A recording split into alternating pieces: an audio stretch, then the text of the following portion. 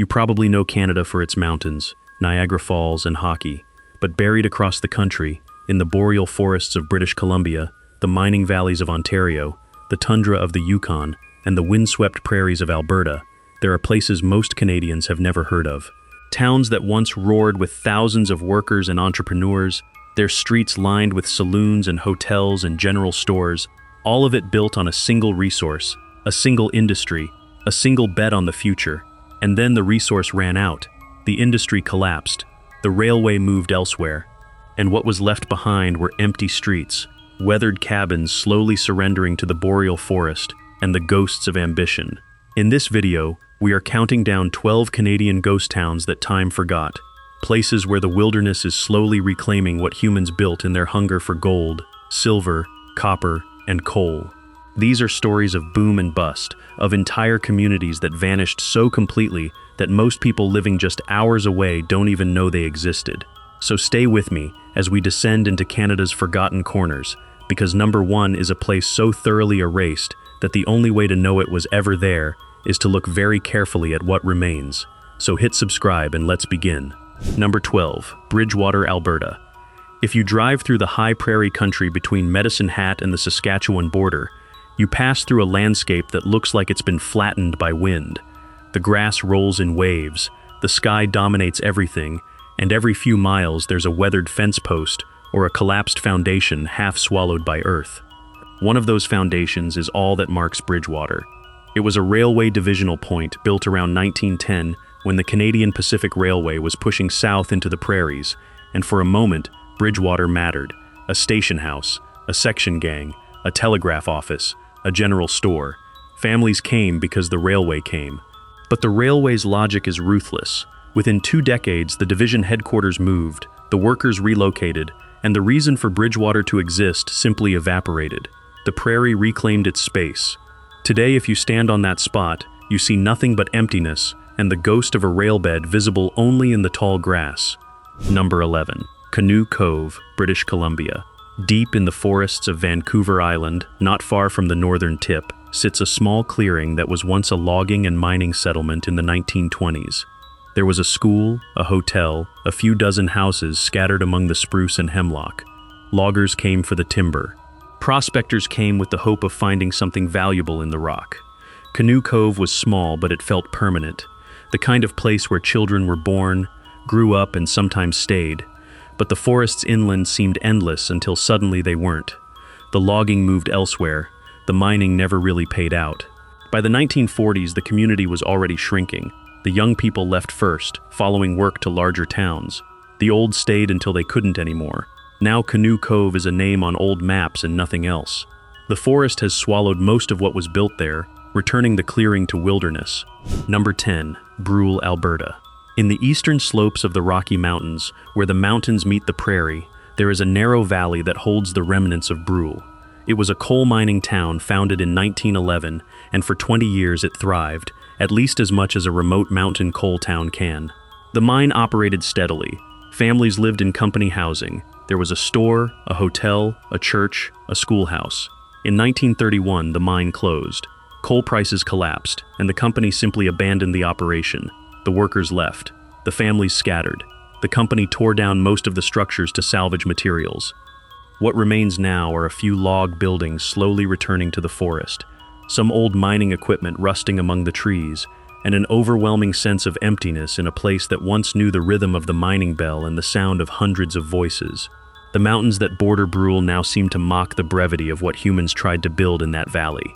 Number 9, El Dorado. Yukon Territory high in the Yukon. In the valleys south of Dawson City, there is a place that was almost a city. El Dorado was born during the tail end of the Klondike Gold Rush, around 1905. It wasn't as famous as Dawson, and it never grew as large, but for a moment it felt like it might. There were saloons, there was a post office, there was a hotel, built on the promise that gold seekers would need places to sleep and drink and gamble. But gold is not evenly distributed, and luck even less so. The creeks around El Dorado never yielded the quantities that made other Yukon strikes legendary. By the 1920s, the mining community had been reduced to a handful of diehards, and by mid-century it was completely abandoned. Now it exists in a state of perfect, slow decay. A few wooden buildings still stand, their walls weathered gray by Yukon winters, their windows dark and empty. The permafrost freezes and thaws beneath them, and they sink slowly into the ground. In a few more decades, El Dorado will be nothing but cellars in the moss and maybe a pile of blackened logs. Number 8. Chimney Creek, British Columbia. Tucked into the interior plateau of British Columbia, where the land is dry and the forests thin, there was once a small settlement called Chimney Creek. It grew up around a sawmill and a small logging operation in the 1930s. The creek provided water for the mill. The surrounding forest provided the timber. A handful of families lived there, cutting trees and running the operation. The work was steady if you didn't mind isolation. But like so many resource-dependent settlements across Canada, Chimney Creek was vulnerable to a single decision made in a distant boardroom. The company consolidated operations. The mill closed. The workers were told to find work elsewhere. By the 1950s, Chimney Creek was abandoned. The creek still runs, clear and cold. The forest has grown back over the clearing. Some old structure foundations remain, visible only if you know where to look. The trees are slowly claiming the space, growing up through what was once a village. Number 7. Fort Selkirk, Yukon Territory. In the Yukon, at the confluence of the Yukon and Pelly Rivers, there stands a ghost town that was once an important trading post in the fur trade. Fort Selkirk was established in 1848 by the Hudson's Bay Company, and for over a century, it was a critical node in the network of fur trading posts that covered the north. Traders came by canoe and boat. Pelts came down from the interior. Goods came up from the south. The fort was a small but vital piece of the continental fur trading system, but the fur trade itself was in decline by the 1950s. Fewer trappers could make a living from furs. The prices kept dropping. The post, no longer economically viable, was abandoned by the Hudson's Bay Company in 1952. Everything of value was removed. The buildings were left to the elements. For decades, Fort Selkirk sat empty, its structures slowly degrading in the harsh Yukon climate. Today, because of preservation efforts, some of the original buildings have been restored as a historic site. But stand there in the silence and you can feel the absence, the ghost of a time when this remote confluence of rivers was a living, working place central to the economic life of the North. Number 6. Kitsault, British Columbia. On the northwest coast of British Columbia, in the remote coastal ranges, there is a town that was built all at once and abandoned almost as quickly. Kitsault was developed in the 1970s as a company town for molybdenum mining, just like a place designed by engineers to house workers and nothing more. Every building was new. Every street was planned. It had everything a modern mining town should have: housing for hundreds, a shopping center, a school, a hospital, recreational facilities.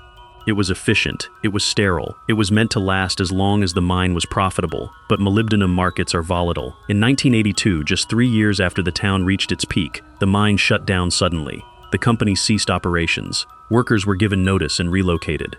Families packed up and left. Kitsault became a perfect snapshot of what a mining town looked like frozen in 1982. The shopping center still displays store mannequins in windows. The houses sit occupied only by silence. The hospital beds are empty. The streets are empty. It is less a ghost town than an archaeological site of the recent past, a fully intact town museum where nobody lives. Number 5. Sandon, British Columbia. In the Kootenay region of southeastern British Columbia, in a narrow mountain valley carved by Carpenter Creek, sits what remains of Sandon. It was once the heart of the Slocan Valley silver mining district, and in the 1890s, it was one of the busiest places in British Columbia. At its peak, Sandon had a population of over 3,000 people. There were saloons and hotels and stores lining the main street. There were mines operating in the mountains above the town. There was music and laughter and the steady sound of commerce and industry. Silver prices were high. The ore was rich. The future seemed assured. But silver mining, like all mining, is subject to brutal economics. When the price of silver collapsed in the 1930s and the richest ore bodies became exhausted, the mines closed one by one. The population hemorrhaged away, families left, businesses closed. By the 1950s, Sandon was mostly empty. A fire in 1955 destroyed much of what remained. Today, only a few buildings still stand. A church, some store buildings, old hotel structures. They are weathered and haunted, and around them the forest presses in. The creek still runs, but no longer powers the mills. Visitors sometimes find old bottles and machinery scattered among the trees. relics of when 3,000 people called this valley home. Number 4. Cassiar, British Columbia. At the edge of the Northwest wilderness, where the mountains become truly wild and the logging and civilization thin out, there was a town called Cassiar. It was built by a company to mine asbestos, specifically a type of chrysotile asbestos that was valuable in the 1950s. The town was constructed as a complete company town in 1952, built to house the workers and their families. For 30 years, Cassiar thrived in that remote location. Schools operated, families raised children, the mines extracted asbestos from the mountains and shipped it out. But the economics of asbestos mining became increasingly fragile. Environmental concerns about asbestos grew, markets contracted. By 1992, the mine closed permanently, and the company made a decision: do not try to maintain or preserve Cassiar. Instead, the company encouraged the town to be dismantled. Buildings were burned or demolished. Scrap was salvaged. The company wanted to erase Cassiar completely, to return the land to emptiness. Almost everything was destroyed. A few scattered buildings remain, but most of what was a functioning town for 3 decades is gone. What's left is a landscape of foundation blocks and old roads slowly being reclaimed by the boreal forest. Cassiar represents a particularly harsh form of disappearance, a place not just abandoned but actively erased. Number 3. Faro, Yukon Territory. Faro is different from most ghost towns on this list because it's a place that is actively in the process of becoming a ghost. It was established in the 1960s as a mining town for lead and zinc, and for decades it was a thriving community in the central Yukon. Families moved there for work, schools opened, a hospital was built, businesses established themselves. At its peak, Faro had a population of over 3,000 people. It was the second largest town in the Yukon, but lead and zinc mining, like all mining, is subject to commodity prices and geological depletion. The ore body was finite, the prices fluctuated. By the 1990s, the mine was struggling. In 2011, after economic pressures and low metal prices, the mine closed. The company suspended operations indefinitely. What happened next was slow-motion departure. People left, but not all at once. The population dropped from 3,000 to a few hundred, then lower. A school that once had hundreds of students became nearly empty. Businesses closed. The hospital still stands but operates at minimal capacity. The town is still inhabited, perhaps 300 people remain, but it feels hollowed out. You can drive down streets of residential houses and see them mostly empty. The downtown is largely closed. Faro is a ghost town that hasn't finished becoming a ghost yet, a place where people are living in the slow abandonment of their own community. Number 2. Barkerville, British Columbia. In the mountains of eastern British Columbia, in a steep river valley carved by the Willow River, there stands a town that has been more successfully preserved than almost any other Canadian ghost town. Barkerville was born during the Caribou Gold Rush of the 1860s. Word spread that gold had been found in the creeks of the interior plateau, and men came from everywhere, from the American California goldfields, from Europe, from eastern Canada. They came with picks and shovels and the desperate hope that they might strike it rich. At its peak, Barkerville was the largest town north of San Francisco, west of Chicago. There were nearly 10,000 people living in those valley settlements. The main street was lined with saloons, hotels, bakeries, butchers, dry goods stores, dance halls, and brothels. The streets were muddy and busy. There was fortune and opportunity, at least that's what the narrative promised. But placer gold, the easy gold that sits in creeks waiting to be scooped up, ran out. The richest deposits played out quickly. Most miners never struck it rich. Many lost their grub stakes and had to leave, broken and empty-handed. By the 1880s, the gold rush was over. The population collapsed. The town that had roared with 10,000 people fell to a few hundred. Businesses closed. Buildings were abandoned. By the early 20th century, Barkerville was almost completely empty. What saved Barkerville from complete disappearance was heritage preservation. In the 1950s and beyond, efforts were made to restore and preserve the remaining buildings. Today, Barkerville is operated as a historic site, and many of its original structures have been maintained. You can walk down the main street and see what a gold rush town looked like: the restored saloons, the old stores, the church, the houses. But it's a museum now, not a living place. There is a beautiful and profound sadness in walking those streets, because while the buildings remain intact, the life that filled them is completely gone. The voices, the music, the bustle, the hope and desperation that once filled Barkerville are now just silence and memory. Number 1, Dawson City, Yukon Territory. High in the Yukon, where the Yukon River bends and the Klondike River flows in from the east, there is a town that rose from nothing, blazed brilliantly for a moment, and then slowly faded into a haunted shadow of itself. Dawson City was the epicenter of the Klondike Gold Rush, one of the last great gold rushes of the 19th century. In 1896, gold was discovered in Rabbit Creek, a small tributary of the Klondike. News spread slowly at first, then like wildfire. By 1897 and 1898, tens of thousands of prospectors were converging on the Yukon, determined to reach the goldfields. They came up the Yukon River by steamboat. They came over mountain passes. They came any way they could. And in 1898, at the confluence of the Yukon and Klondike rivers, Dawson City exploded into existence. In less than 2 years, it became the largest city in Canada west of Winnipeg, larger than Vancouver, larger than Victoria, larger than Calgary. At its peak, 30,000 people lived in Dawson City.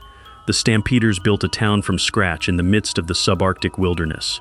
The main street was lined with dance halls and saloons of legendary reputation: the Palace Grand Theater, the El Dorado Saloon, the Sourdough Saloon. There were restaurants and shops and hotels. Fortunes were made and lost in a single night at the poker tables. Women from San Francisco and Seattle came north to dance and sing and serve drinks to men suddenly rich with gold. It was a place of wild, unchecked abundance and excess. The streets were crowded. The gambling was fierce. The whiskey flowed. It was a pure, unfiltered expression of what humans become when resources are suddenly abundant and authority is distant. And it lasted.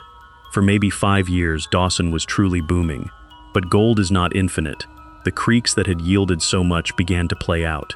The richest deposits were worked up, the easy gold was gone. By 1903, better transportation routes to other gold fields and better mining opportunities elsewhere began drawing away the fortune seekers. By the 1910s, the population of Dawson had dropped from 30,000 to fewer than 5,000. Most of the gamblers and dance hall girls and fortune seekers moved on to other rushes or returned to civilization with what they'd won or lost. By mid-century, Dawson was a town of perhaps 1,000 people, a fraction of what it had been. What makes Dawson different from most Canadian ghost towns is that it never completely died. A small population remained. The town persisted. Today, Dawson City still exists, still has residents, still has a functioning economy based partly on tourism and heritage. You can stay in hotels in Dawson. You can eat in restaurants, you can visit the preserved buildings and the historical sites. But walk those streets and feel the weight of all that emptiness. The grandeur is still visible in the buildings, the old hotels, the theater, the saloons. But the life is gone. The dance halls are museums. The saloons are tourist attractions. The streets that once ran thick with mud and money and humanity are now quiet. What remains is a town preserved not by life but by history. Dawson City rose like a meteor in the Yukon sky and burned brilliantly for a moment, and then faded into something between a living place and a museum. It is a ghost city that continues to exist, haunted by the memory of 30,000 people and all their ambitions and desires, all now reduced to stories and empty buildings and silence under the vast northern sky. I hope you have enjoyed this journey through Canada's forgotten places, so make sure to share this video with your friends and see you in the next one.